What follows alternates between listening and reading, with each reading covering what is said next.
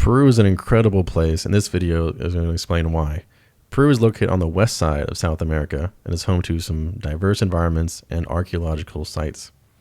Environments like the mountains that host Machu Picchu, the jungles that have some of the world's last remaining uncontacted tribes, the deserts and their oases and unique animal species, and the oceans that feed the coasts.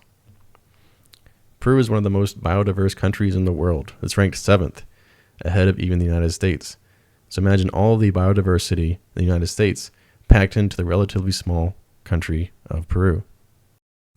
These diverse environments contribute to the amazing food you see in this country. Lima has 3 of the top 50 restaurants in the world. The only city that has more is Paris. The food here is no joke. Their ability to pull food from the mountains and the desert and the jungle and the ocean, all while keeping that delivery chain fairly short and without much freezing, really contributes to some amazing food. And what better way than to do a food tour on your first day?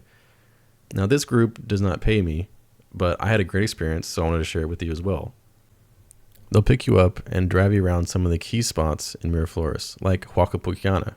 This is an ancient site built by the Incans, and this is something I've never heard about before, but is a massive brick mound that sits in the middle of this modern city of Lima. It's really unbelievable that we've never heard about this, and it's really a great spot.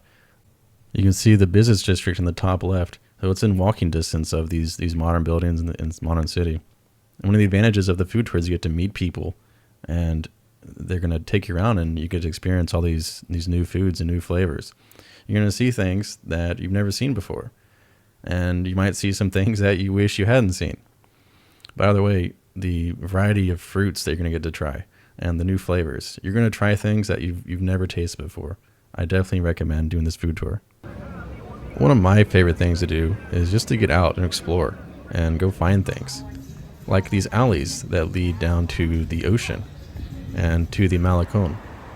The Malecón is this striking land feature that's famous. It's been in several movies, and it's very nice to just walk along down here, either by the ocean or up top.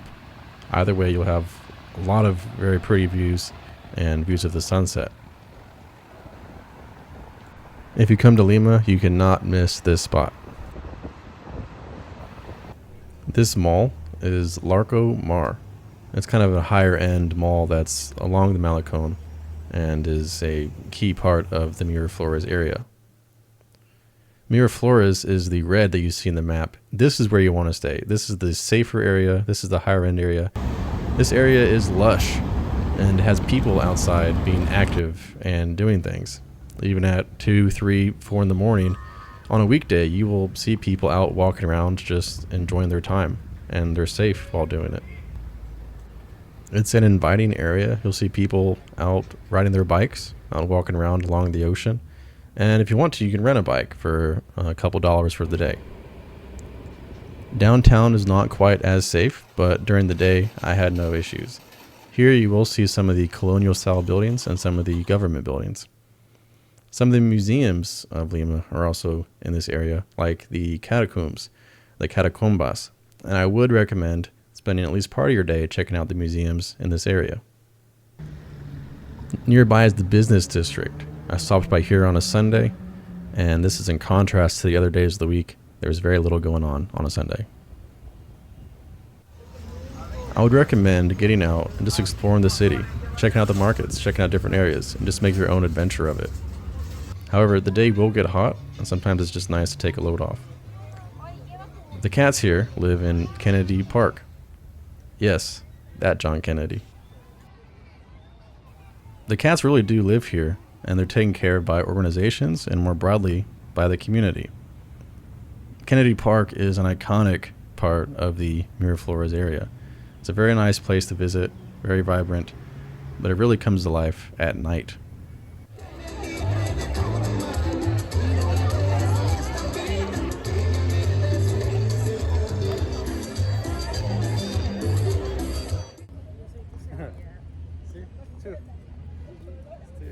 Although hot in the daytime, Lima does get more comfortable at night.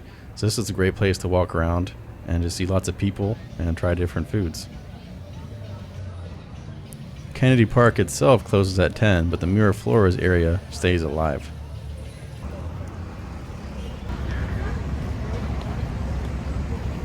You can see the chessboards they have set up here.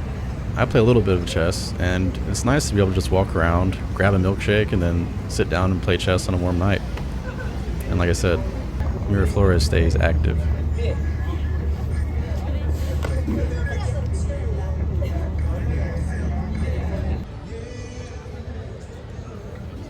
And while you're here, might as well grab some souvenirs.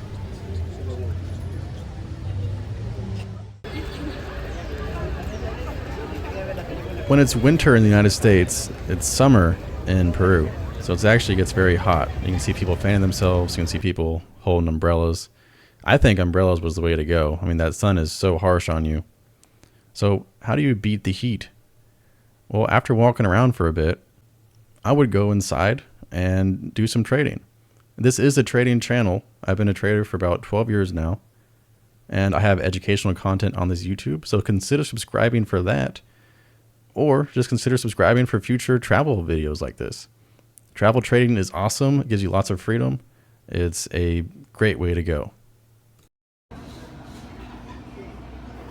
The key to me is the freedom. You can go anywhere and trade. All you need is a stable internet connection.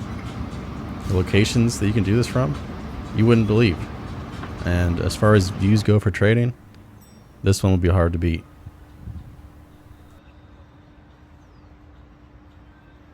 While on the topic of ways to beat the heat, one way is to go into a mall. There's lots of options in Lima, like this one, Centro Comercial Arenales, or the Arenales Mall. This is a Japanese and Korean themed mall. It has 5 or 6 levels, tons of shops, tons of collectibles, things like bubble tea, Pokemon, Yu-Gi-Oh, anime, all that kind of stuff. So entertaining mall. I could stop by if you're interested at all in any of this kind of stuff. Another mall is Jockey Plaza, or in Spanish, Yoki Plaza. So you might need to work on translating that when you're there. This is a higher end mall. It's a mix of outside and inside. And once again, it's nice to just see something different. The locals, they tell me, oh, you won't enjoy our malls here because they're not very big. And it's funny, every time I would just stumble upon a mall, and it turns out to be the biggest mall that I had ever been in. So it was interesting their perspective on that. Don't be afraid to try to meet people, especially if you know a little bit of Spanish. They'll be more than eager to meet a foreigner. I'm with my friend Gilbert. I'm here in Peru. Gilbert is learning English. And Gilbert, what do you have to say to the people on YouTube? Hi, my name is Gilbert. Come to Peru and they try, or you try, about food. Peruvian food is the best on the world. For me, it's for too many people, See you soon.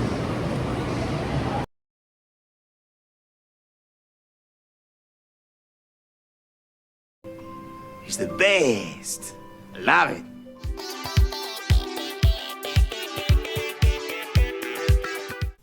Let's talk about cost of living. I'm going to compare Cincinnati, Ohio to Lima, and the right column there is the difference.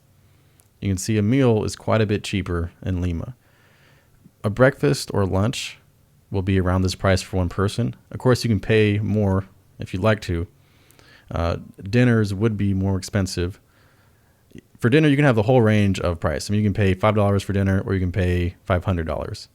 Lima has that full range. Coke, Pepsi, see it's about $1, about half the price. Water is much cheaper, about 60 cents for a water bottle. That's one thing that's nice when you're walking around the city and it's hot, and you can so cheaply grab some water and grab some snacks. You can see utilities a lot cheaper. To keep your house cool, and all the utilities can be about $60 a month. Clothing is about the same. You would think it'd be cheaper, but it's really not. Jeans are even more expensive, but in general, clothes are going to be about the same. Apartments, maybe $600-700 a month. If you want to stay in Miraflores, probably add 25% to that. Do that for all of these numbers, by the way. So maybe $800 for a single bedroom in Miraflores, and that's where you want to stay. So rent cheap, food cheap.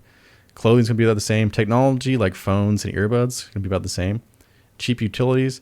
And Uber is very cheap. You do not want to drive in this city. Make sure you're Ubering or using one of the other services. So the videos that I show, I really can't portray how bad the traffic here is, but this is some of the worst traffic in the world. Do not rent a car. Make sure you're Ubering. Ubers are cheap, $3 to $5 for a trip. Most of your trips will be in this range. Some are less than $3. The traffic is terrible, but the honking is unbelievable. Look how the cars are honking and no one even turns ahead. It's completely normal for this honking to be like this. And this honking is constant in Lima. Please do not rent a car here. You are not familiar with the laws. You are not familiar with the insane traffic that happens here. Make sure you just come in Uber. It's going to be cheaper and you're going to have a lot more fun on your vacation.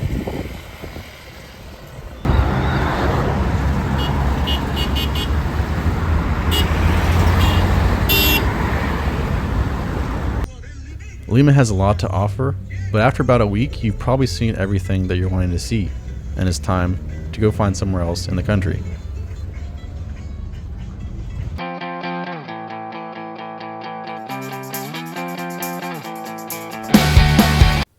One place that I would recommend checking out is Ica and Huacachina.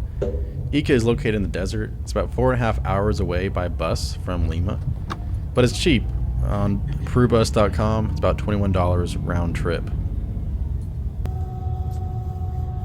On your trip down, you'll see some of these little coastal cities along the ocean, and you'll see some desert.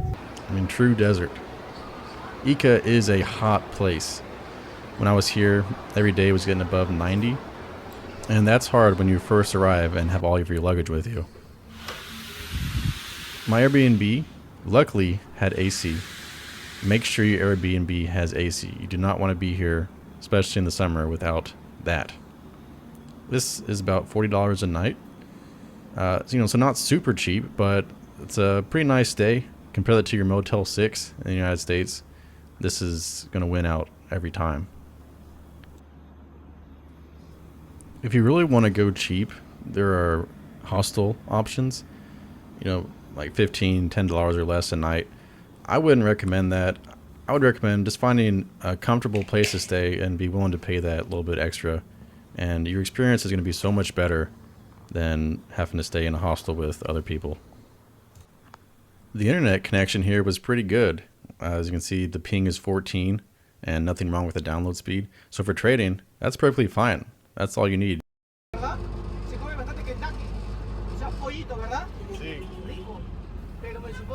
So the method of transportation in Ica, they do not use Uber, but they do have motos and taxis. Moto is what I'm in there. It's like a tuk-tuk, and they call it moto. Costs about 6 soles, which is $1.60. So to go about a third or half the city will cost you about $1.60. So it's pretty good. Taxi's more expensive. It does let you be in a car, but they don't have the AC on in the car. They just have the windows down. So it's not really that much colder. I always had a lot more fun just doing the moto, and it's cheaper, and you get to have like the wind in your face. So I preferred that. This is a tambo, that yellow. It's like a gas station, and here, it's all over Peru, so you can grab your water, grab your snacks. It's kind of a reliable stop there. Like I said, if you need to beat the heat some way, go into one of those and get you an ice cream or some water. I do like these tuk-tuks. You can put your arms back and you feel like the king. But just remember, you're not king with him around.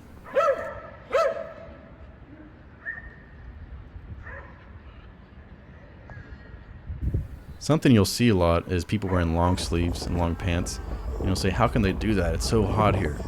Well, it's also very sunny here. So they're making the trade-off of protecting their skin from that violent sun and having to choose being a little bit more warm because of that. It's not optimal, but for someone that's working 10 or 12 hours a day in this kind of sun, this is the choice they're making to protect their skin. So this is a cautionary tale for anyone coming to Ica, especially in the summer. It gets very hot and you're going to be in direct sunlight almost the entire day. So take your precautions. I really do think having an umbrella would be a good idea. Buy a cheap umbrella when you get here, and that's gonna give you shade and protect you throughout the day. So now I've made it to the crown jewel of Ica. This is Huacachina. It's a small oasis nearby to the city, and look at it, it's beautiful. I really thought this place was going to be overcrowded, overrun by tourists, considering how famous it is on TikTok and Instagram now. But as you look around, I really didn't see any tourists. I was pretty much the only tourist there, at least this early in the morning. I found this to be a really peaceful spot. It was great to just sit down and, you hear the birds and the insects, watch the wind blow the boats over the lake. For more excitement, you can rent these dune buggies and drive over the dunes. You can even rent a little board and slide down the dunes if you'd like. If you look at the left, you see a line going up the dune, and there's a person walking up that. So that gives you the scale of the size of the dune. I'll play the video again here so you can look at it. These are some pretty large dunes. It's a lot of fun to be out here, but you do not want to be out here midday during the summer. I left by 9 a.m. and I was cooked. I was on fire. It got hot. There are a few restaurants and different places to grab water, ice cream, snacks. So I decided to grab breakfast here, and I got pineapple juice, coffee, and the sandwich for $5.50. That's not too cheap, but consider that the flavor is so much better here. You're actually getting much more, and also consider the location. The drive back costs about 6 or 7 soles, which is about $2, so pretty cheap to get there and to get back. The food. This is my lunch. I actually got a lot more than this. I also got chicken noodle soup, I got more juice, and I got a water bottle. Guess how much this cost? $3.30. I've paid more than that for just a water bottle back in the United States. So the soup, juice, and water bottle just for $3.30. I was very pleased at how cheap the area was. I was also needing to get a haircut, so I stopped by this place, and Carlos helped me out. He gave me a shave and a haircut for about $8. It was pretty good, and the equivalent in the United States would probably be around $30. Did I mention it gets hot here? It's one thing you can do during the day or at night is go to El Quinde Plaza. It's a nice big mall, and it's open till 10 p.m. every night, so it's a good place if you don't know anywhere else to go. The climate here is perfect for growing grapes. It's dry and hot, and this is the Tecama winery. If you come to Ica, I would strongly recommend taking the tour of this place. It might be about $12, $15 to get the tour, and you also get a wine tasting. So make the trip out to Tecama. When I'm traveling, how do I get data and internet connection on my phone? Well, I use Airalo, and I go to their service, I choose the country I'm in, and I select the data package, and it's pretty cheap, and it's an eSIM, so I just install it right onto my phone. I don't need a physical SIM. If you want to use my code, it's Guy6570. If it's your first time using it, you get $3 off, and then I get $3 off of my next purchase as well. So benefits us both if you'd like to use it. We're in Ica. Let's talk about some things there are to do around here. Nazca is a couple hours away, and it's famous for the Nazca lines, an archaeological site. So these were built by the ancient Nazcans, and these are some geoglyphs that they built, and these are not small. These are about a few hundred yards in size. You can take a flight over it, and you can see the lines. And I haven't done it, but this would be a really cool thing to do. There's also Paracas, which is more of an aquatic environment, so it's different from Ica. And here you're on the coast. Notice how that desert comes right up exactly to the coast. You're going to see some marine life, and there's different kinds of tours and activities you can do out here. I did not personally go to Paracas, but it was well recommended by people. Now, next is Cusco. If you're coming to Peru, Cusco is where most people intend to go. Cusco has the ancient sites like Machu Picchu and Saqsaywaman.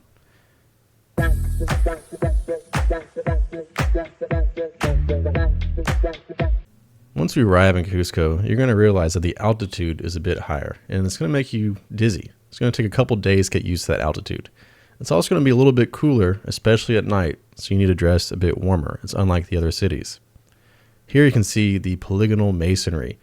The lower levels of these buildings are built by the Incans, and the colonial parts are built on top. And this is Saqsaywaman. Once again, you see that polygonal masonry that it's famous for. And these are some really intricate and amazing pieces of architecture. Not only are the stones intricate, but they exceed that. They fit together perfectly. Not only do they fit together perfectly, but the stones are massive. And here's me for scale. So the ancient Incans moved these massive stones into place and fit them perfectly like this. You might be familiar with the show Ancient Aliens. A lot of the pieces from that show are from Peru. And the show claims that it was aliens that had created these sites. How do we know it's people? Well, we know that humans made this because when archaeologists were investigating between the stones, they found hands, human hands, that had gotten stuck there once the stones were set in place. So you can grab some souvenirs while you're in Cusco. I grabbed this poncho. I also brought my rain poncho because it does rain here, unlike Lima and Ica. And it is mountainous terrain, which contributes to the food being a little bit different from Lima. Less ocean, more mountain. The food is a little bit more bonier. The meat has a little more bone in it usually. But it's just as good. It's still going to have these unique flavors. And also, unique food is cuy, or guinea pig. So if you see a cage of guinea pigs and you say, oh, how cute, they have little pets out here. Well, maybe not. The big attraction of Peru is Machu Picchu. It's the 7th wonder of the world. It's a city built on top of a mountain, and try to get tickets 2 months in advance as they fill up quickly. There's also other attractions like Rainbow Mountain. Unfortunately, it's not quite as bright in real life, although still consider going and seeing it. To return back to your home country, most people will first head back to Lima. And this is the Airbnb I used in Lima. It's about $45 a night. And once again, compare that to the stays in the United States. This is a pretty good price. If someone plans on staying for a week or for a month, you'll get discounts even further on that price. It's a decent sized room for the money. A lot of the rooms in Lima have this view where the view is not too bad, but you do see the tops of some ugly roofs, and that's just common, and you can't really escape that.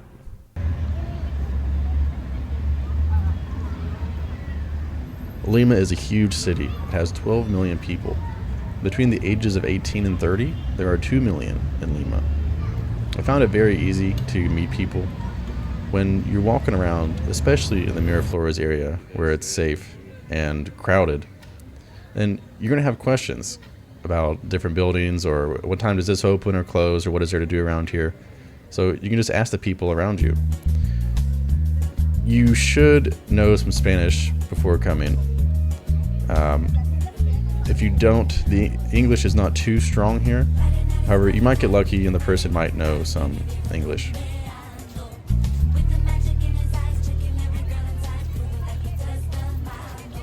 I think about the places I went that aren't seen in this video, or the people that really brought the trip to life.